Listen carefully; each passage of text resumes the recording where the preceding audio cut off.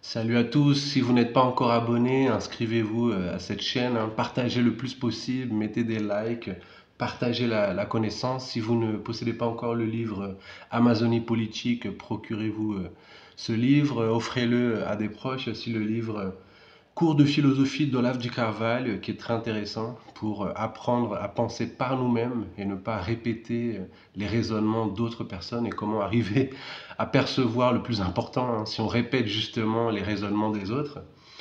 Il y a bien évidemment le livre Bolsonaro, mythe et mensonge, hein, pour montrer tout ce qui est utilisé comme narratif contre lui, hein, et qui est faux. C'est expliqué dans le livre. Donc voilà, aujourd'hui on va parler, après cette brève introduction, de mon site antoinebachelinsena.com. Je vous invite à aller dessus, il y a énormément d'articles dessus, hein, donc lisez, il y a des vidéos, il y a mes livres aussi. Donc voilà, je vous invite à aller sur antoinebachelinsena.com. Et sur antoinebachelinsena.com, on a en haut dans le menu, hein, Dieu, patrie, famille, liberté. Et c'est le thème d'aujourd'hui, Dieu, patrie, famille, liberté. C'est le titre de mon site, hein, antoinebachelinsena.com. Ensuite, vous avez les livres, les vidéos, qui suis-je, et une recherche aussi par mots-clés, très important avec cette recherche par mots-clés. Vous pouvez retrouver différents articles qui vous intéressent, hein. Vous mettez par exemple démocratie, vous mettez le mot-clé que vous voulez, hein, marxisme, vous allez retrouver philosophie, vous allez retrouver tous les articles qui ont ce mot-clé, donc voilà, très intéressant. Donc aujourd'hui, on va parler du plus intéressant justement sur antoinebachelinsena.com, c'est Dieu, patrie, famille, liberté. C'était le slogan de Jair Messias Bolsonaro et je l'ai repris parce qu'il est très important. Il est mécompris en France, hein, il est incompris en France. Et c'est justement triste, hein, et je vais donc détailler, expliquer cela, et le remettre à jour, le remettre à la page, le remettre à la mode, hein, et vous allez voir que c'est essentiel de le remettre au cœur des débats aujourd'hui. Alors pourquoi les valeurs qui ont structuré nos sociétés pendant des siècles sont-elles aujourd'hui stigmatisées, voire rejetées comme des reliques d'un passé révolu?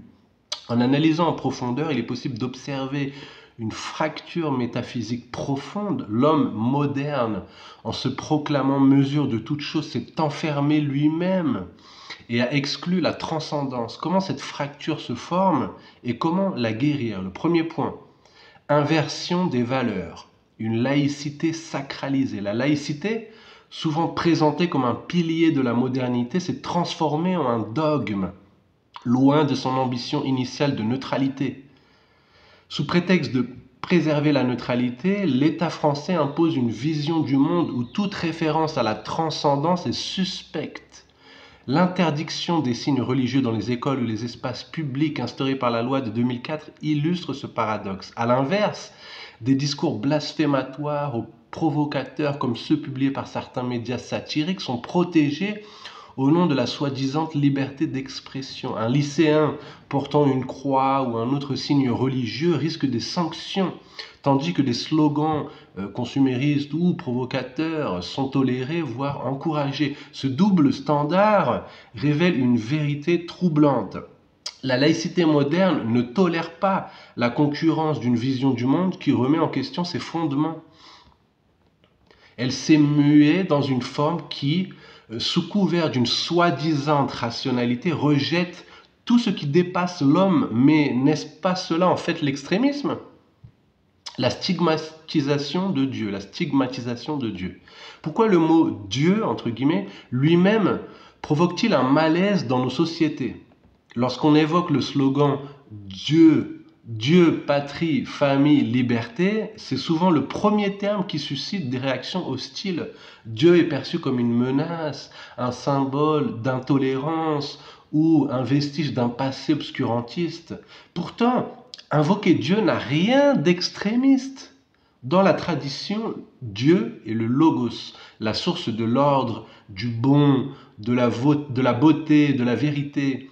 Il est la raison transcendante, hein, qui éclaire les limites humaines et qui donne sens à l'existence. Cette stigmatisation de Dieu s'inscrit dans une longue histoire d'inversion métaphysique promulguée dans certains cercles. Et cela a culminé lors de la Révolution française, lorsque la cathédrale Notre-Dame fut transformée en temple de la raison en 1793. Ce geste symbolique illustre une substitution La laïcité, loin de séparer l'Église et l'État, a cherché à remplacer la transcendance divine par une rationalité autoproclamée souveraine et qui n'est pas rationnelle en fait, on va le détailler. Le point clé, crucial et terrible est le suivant, comme l'écrivait Dostoïevski: si Dieu n'existe pas, tout est permis. Sans un principe transcendant, la morale devient relative au rapport de force. La famille et la patrie fragilisée. L'inversion des valeurs englobe tous les domaines, que ce soit dans la redéfinition des mots, l'imaginaire collectif, mais aussi la famille. La famille, institution sacrée dans une société guidée par les principes transcendantaux, est aujourd'hui attaquée comme un modèle, entre guillemets, rétrograde. En 2024, des campagnes publicitaires en France vantant le mariage ou la natalité ont été accusées d'être rétrogrades par certains médias progressistes. Cette stigmatisation de la famille, lieu d'amour et de transmission, fragilise les fondements même de la société. De même, la patrie, en tant qu'ancrage communautaire, est souvent réduite à un concept administratif ou dénoncée comme un ferment de haine contre la patrie voisine. Pourtant, la patrie n'est pas un repli sur soi, mais un lien vivant, illustrant l'union de la famille au quartier, à la ville. En même temps, la patrie est une union entre les générations, elle donne un sens collectif à l'existence. En bannissant ces valeurs, nos sociétés se privent de leurs piliers, laissant place à un vide spirituel et social. Deuxième point, l'homme, mesure de toute chose, c'est une illusion orgueilleuse. L'athéisme est le dogme silencieux de la modernité et le symptôme d'une dérive sociétale. L'athéisme s'est imposé comme une force structurante dans nos sociétés. En France, le pourcentage de personnes sans affiliation religieuse est passé de 14% en 2005 à 54% en 2020 selon l'European Social Survey. Aux États-Unis, 29% des adultes se disent sans religion en 2025 selon Pew Research Center. Cette montée de l'athéisme reflète une idée centrale: l'homme comme l'auteur de son propre sens, sans transcendance, et comme le note Henri de Lubac dans Le drame de l'humanisme athée, en rejetant Dieu, l'homme croit se libérer, mais il se forge une prison, il perd le mystère de son être. Car sans transcendance, l'homme est condamné à errer dans un monde sans sens et sans horizon, où la liberté devient un fardeau terrible. C'est une subversion ancienne en fait. L'idée que l'homme peut remplacer Dieu n'est en fait pas nouvelle du tout. Dès les origines du christianisme, la tentation de l'autonomie absolue est associée à la figure du serpent dans la Genèse, promettant « vous serez comme des dieux ». C'est Genèse 3, 5. Cette promesse trouve un écho dans des hérésies comme le manichéisme, où le serpent est vu comme un libérateur apportant la connaissance pour affranchir l'homme d'un Dieu perçu comme oppresseur. Saint Augustin, ancien manichéen, dénonçait cette vision dans Contre les manichéens. Les manichéens disent que le serpent était un envoyé du principe de la lumière, chargé de donner à Adam et Ève la connaissance pour les libérer du joug du Créateur. Cette inversion, cette ruse ou mensonge qui fait de Dieu un oppresseur, s'est poursuivie à travers les siècles. À la Renaissance, l'humanisme de Thomas More, dans le livre Utopie, imagine une île fictive où la société débarrassée des contraintes traditionnelles valorise les plaisirs terrestres et une forme de rationalité qui marginalise la religion. L'humanisme de More s'inscrit dans un courant européen qui redécouvre les textes antiques de Platon, de Cicéron et qui valorise la raison humaine. Mais cependant, en plaçant l'homme au centre, l'humanisme érode discrètement et très subtilement la centralité de Dieu. C'est une vision qui va s'imposer de façon triomphale avec l'athéisme moderne. Erasme, ami de More, dans Moriae Encomium, prône une religion intérieure, rationalisée, et alimente l'idée que Dieu n'est plus indispensable. Ces soi-disant humanistes militent pour un monde dans lequel Dieu devient inutile. La science est devenue l'idole moderne. L'homme moderne vit dans un paradoxe. Il croit comprendre le monde parce qu'il le mesure. En même temps, la science a remplacé l'émerveillement par l'analyse et la logique a pris le pas sur les perceptions. Comme l'écrivait Galilée, le monde est un livre écrit en langage mathématique et l'infini dans la science moderne n'est pas plus qu'un fini ajouté à un autre fini, lui-même ajouté à un autre fini, sans transcendance. Cette réduction de sens s'inscrit dans une entreprise de rationalité close où la logique et la mécanique voulaient donner la définition de l'univers entier. Kant, un siècle après Descartes, écrit dans le livre La religion dans les limites de la simple raison, une religion, il propose en fait une religion réduite à des simples principes moraux, renforçant l'idée que l'homme peut se passer de Dieu.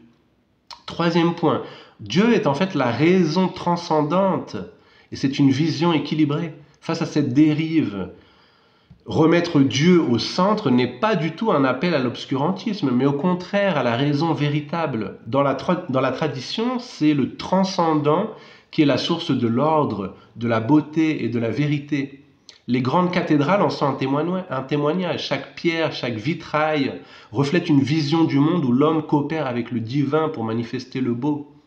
Comparez ces édifices aux tristes immeubles modernes qui sont les symboles d'une époque où l'homme ne construit plus pour la gloire de Dieu. Saint Thomas d'Aquin offre une réponse équilibrée à l'illusion moderne. Là où Descartes et Kant placent la raison au-dessus de la foi, Saint Thomas d'Aquin lui affirme que l'homme est une créature dépendante de son créateur qui trouve la vérité dans leur harmonie. Dieu a créé un monde intelligible qui réconcilie la raison et la transcendance. Comme l'écrivait Louis Lavelle, l'homme n'est pas un absolu, mais un être en relation, appelé à se dépasser vers Dieu. L'infini est en fait une source de liberté.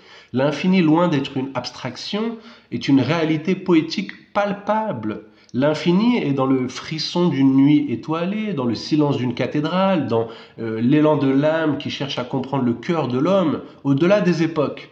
L'homme moderne, prisonnier de ses automatismes, a oublié cette poésie. Pourtant, l'infini est toujours là, patient, attendant que nous levions les yeux. Retrouver l'infini, c'est réapprendre à lire le monde comme un poème, où chaque instant est une parole de l'absolu. La foi en Dieu nous enseigne l'humilité, nous sommes des créatures, non des créateurs. Cette acceptation de nos limites nous libère du fardeau de devoir tout être. Elle nous permet de trouver un sens dans un ordre plus grand, où la liberté n'est pas le droit de faire n'importe quoi, mais la capacité de vivre selon des valeurs transcendantes. Quatrième point, la patrie, la famille et la liberté sont les piliers d'une société équilibrée. La patrie, c'est un ancrage communautaire. La patrie n'est pas un concept abstrait, mais un lieu vivant qui unit les générations, le sol où s'enracinent nos valeurs et le creuset où se forge une identité collective.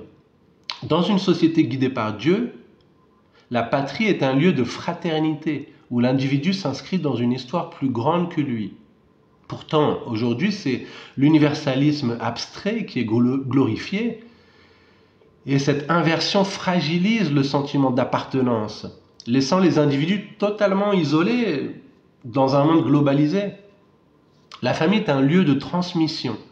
La famille est le premier espace où se transmet la transcendance. C'est le lieu de l'amour inconditionnel qui rappelle que Dieu est amour et qu'il est la stabilité et la continuité. Pourtant, la famille traditionnelle est attaquée comme un modèle dépassé. Et en glorifiant l'individualisme, nos sociétés sapent les fondements de la famille, créant un vide affectif et social. Remettre la famille au centre, c'est reconnaître son rôle irremplaçable dans la construction d'une société équilibrée. La liberté est le fruit de la transcendance. La liberté véritable n'est pas l'absence de contraintes, mais la capacité de vivre selon des valeurs transcendantes, en harmonie avec le bien, le beau et le bon. Dans une société laïque, la liberté est confondue avec le relativisme, où tout se vaut. C'est la dictature du relativisme, et dans un monde où tout vaut tout, rien au fond ne vaut plus rien. Cinquième point, sortir de l'inversion, un appel au courage. Une laïcité dogmatique doit être questionnée. Pour sortir de cette inversion, il faut respecter les convictions religieuses au lieu de les bannir. Cela implique de réintroduire la dimension spirituelle dans l'éducation, comme une ouverture au mystère de l'existence. En France, par exemple, l'enseignement de l'histoire des religions pourrait être enrichi pour inclure une approche spirituelle plutôt que sociologique. Il faut une vraie résistance spirituelle. Dès les premiers siècles, les pères de l'Église, comme Saint Athanase, nous montrent que la résistance est possible. Je cite, si le monde est contre la vérité, alors je suis contre le monde. Ça, c'est Athanase d'Alexandrie, dans les actes du concile de Nicée et dans De Incarnatione Verbi Dei, en 325. Aujourd'hui, cette résistance peut prendre la forme d'un retour aux valeurs spirituelles, d'une défense courageuse de la famille et de la patrie et d'une proclamation de la foi. C'est un slogan pour l'avenir, le slogan Dieu, patrie, famille, liberté n'est pas un cri nostalgique, mais un appel à un avenir meilleur. Il invite à retrouver un équilibre entre la raison et la transcendance, entre l'individu et la communauté, entre la liberté et l'ordre. C'est un cri du cœur pour une société qui reconnaît l'homme comme un être spirituel, ancré dans une histoire, une famille et un sens plus large que lui. Conclusion, choisir la transcendance. Nous sommes à un carrefour aujourd'hui. D'un côté, la laïcité extrême et l'athéisme moderne nous conduisent à un monde désenchanté où l'homme est prisonnier de ses propres limites. Il s'enlise dans l'angoisse, le scepticisme, le relativisme et autres perversions de l'âme. De l'autre côté, la foi en Dieu, la défense de la patrie et de la famille et une liberté ancrée dans la transcendance qui offre un chemin de sens, de force et d'espérance. Osons remettre en place ce qui a été perverti et renverser l'inversion. Osons proclamer que la laïcité qui bannit Dieu nous éloigne de la raison. Osons affirmer que l'athéisme n'est pas une libération moderne, mais une ruse millénaire qui enchaîne l'homme dans l'illusion de sa toute-puissance. Et osons, avec simplicité et courage, faire résonner le slogan Dieu, patrie, famille, liberté comme une invitation à réparer la fracture métaphysique ou à redécouvrir l'infini et dans le même temps à bâtir un monde où l'homme humble et libre s'élève. Donc voilà cette partie que vous pouvez retrouver en article sur antoinebachelinsena.com qui est Dieu, patrie, famille, liberté. Voilà, merci, à la prochaine. Ciao.